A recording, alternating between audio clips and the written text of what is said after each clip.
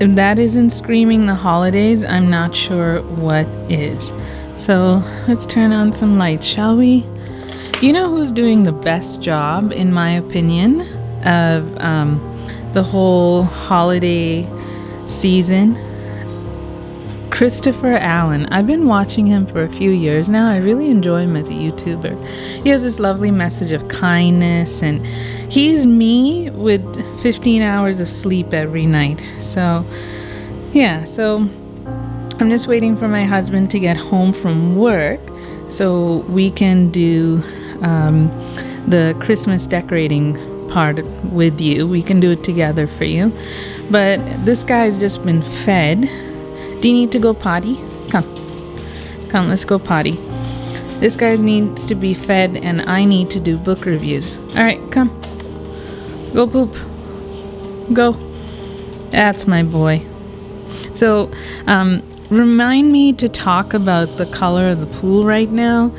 That's just an ugly blue tarp, but if you look closely, I'll try and get, oh, I can't. All right, maybe I'll get it from the bedroom window, but there's actually like leaves frozen in the water on top of the pool cover, and this boy expects a treat. I kid you not. He's like, okay, I'll go poop if you throw a treat for me. So I'm waiting for him to go down so I can go ahead with my YouTube video. It reminds me, that color reminds me of Yves Saint-Laurent. He had a house, I forget where, and he had this idea, like if you paint a garden wall that color and then you have your garden in front of it, it'll look like your garden is more expansive. We don't have a garden, we just have our dog. But I want to tell you about this because when I was little, I had this crazy fantasy that I was going to be a fashion designer. And at the age of 9, I did like 200 sketches.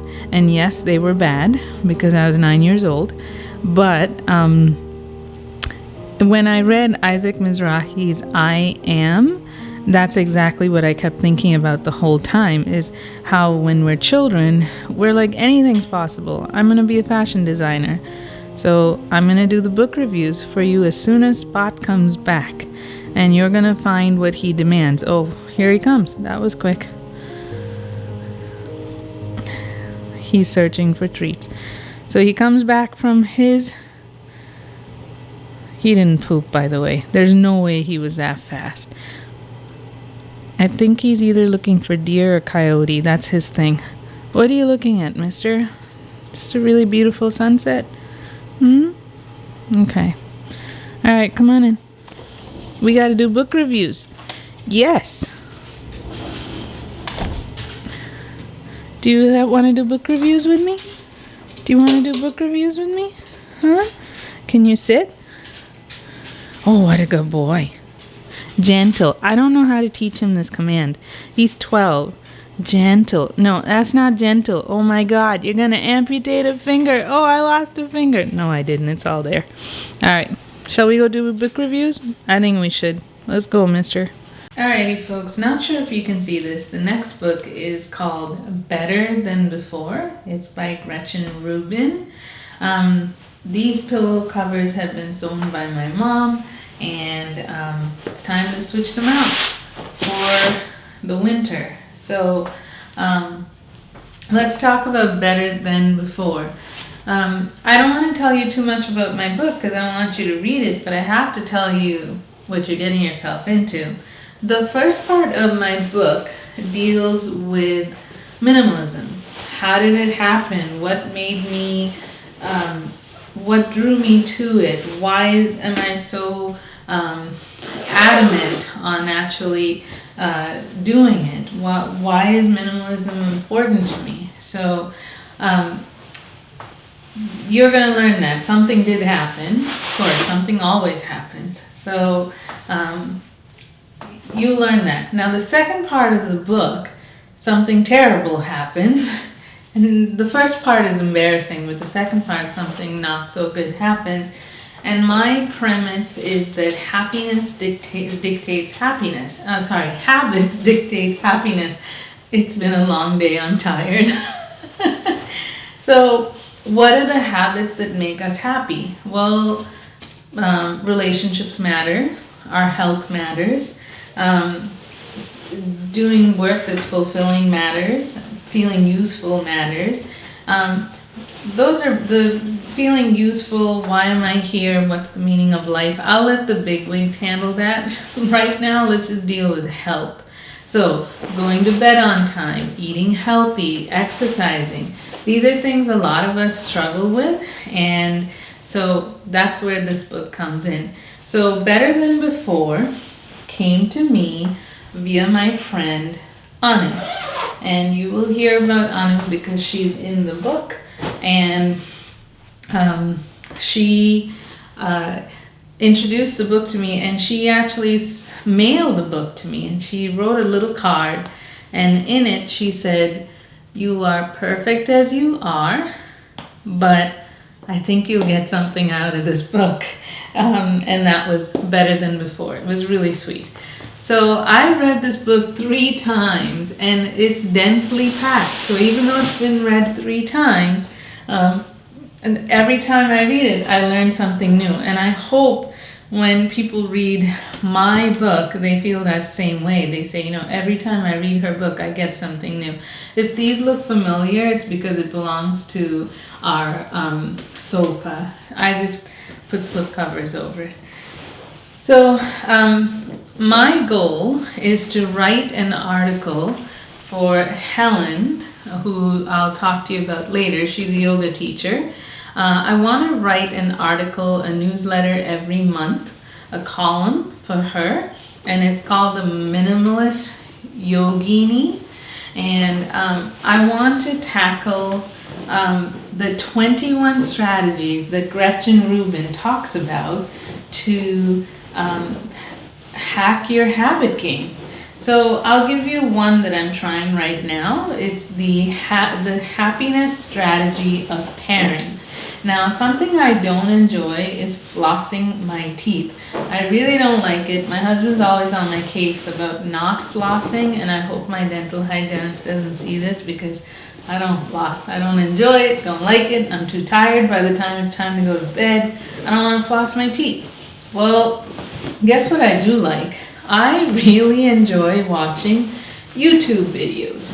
So I have decided to pair my enjoyment of YouTube videos with the habit of flossing. So I'm not allowed to watch YouTube videos unless I'm doing my nighttime routine, which I still have not established, of washing my face, brushing my teeth, and flossing. And so that's one strategy. So I highly recommend reading this book. It talks about a lot of different strategies you can use to form a habit. When's a good time to start a habit? What do the different tendencies? So you've heard me say this before. I'm an obliger, which means that I respond to outer expectations more than inner expectations. So if you ask me to go running with you, I will. If you say you should go running, I won't.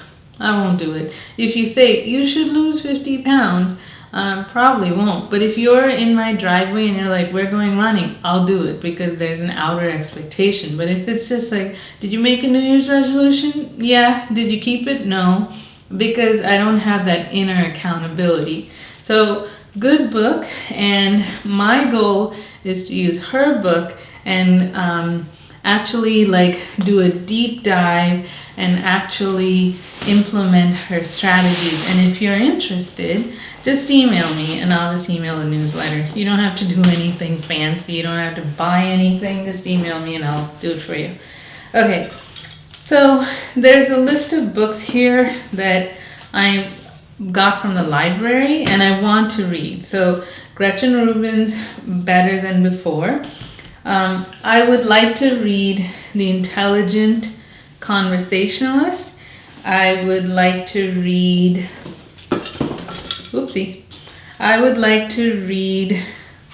Lawrence Zarin's The 10 Commandments of a Perfect Wardrobe. and I would like to read Harm d'Oblige, Why Geography Matters. Here's the thing, it's not going to happen. Why? Because I'm a slow reader. So I'm going to return these because this is what I am reading right now. So I've reduced my hours at work, and I joined the book club at our local library, and they're reading The Tea Girl of Hummingbird Lane by Lisa C. And if you want to read this with me, please do so. And then maybe sometime in February, we can talk and say, well, this is what we talked about at the library. What do you think? So if anyone else has read this, stay tuned because I'll do a book review on this. All right, there's a reason why I've shown you this list. Out of 5, I've read 2. That's actually impressive because I've said this to you before. I'm a slow reader, but just like Gretchen Rubin, the more books I take out of the library, the more likely I am to read more. So here's another hack. Marie Kondo says, limit the number of books you have. And people lost their mind.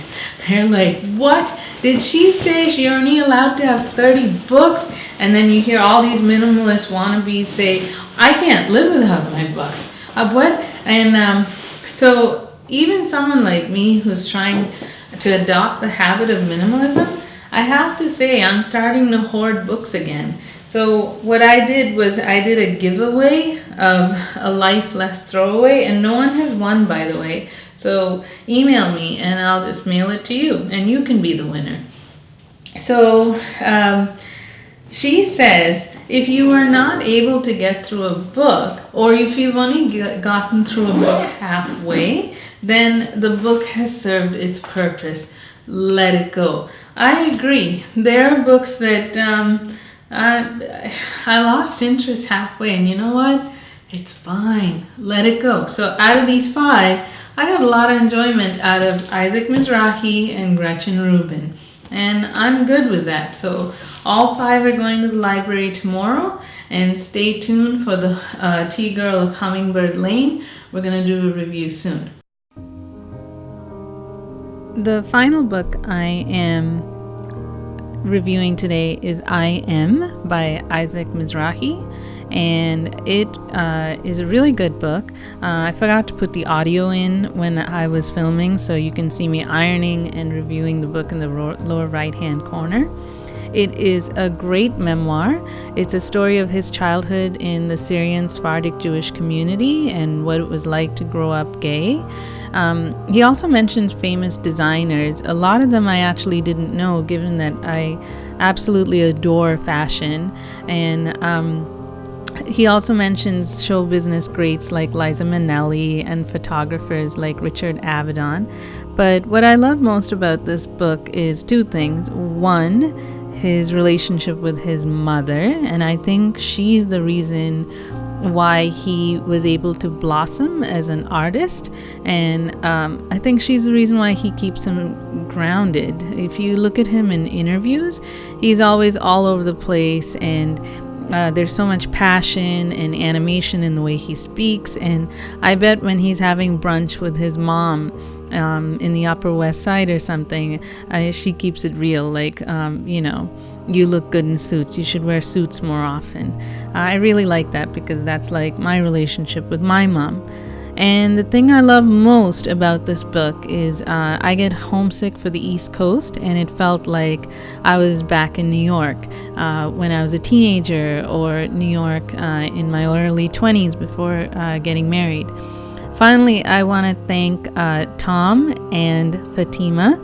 These pictures are of Jardin Majorelle in Morocco. Fatima's Moroccan. So thank you so much, and thank you for watching. Enjoy the book. Bye.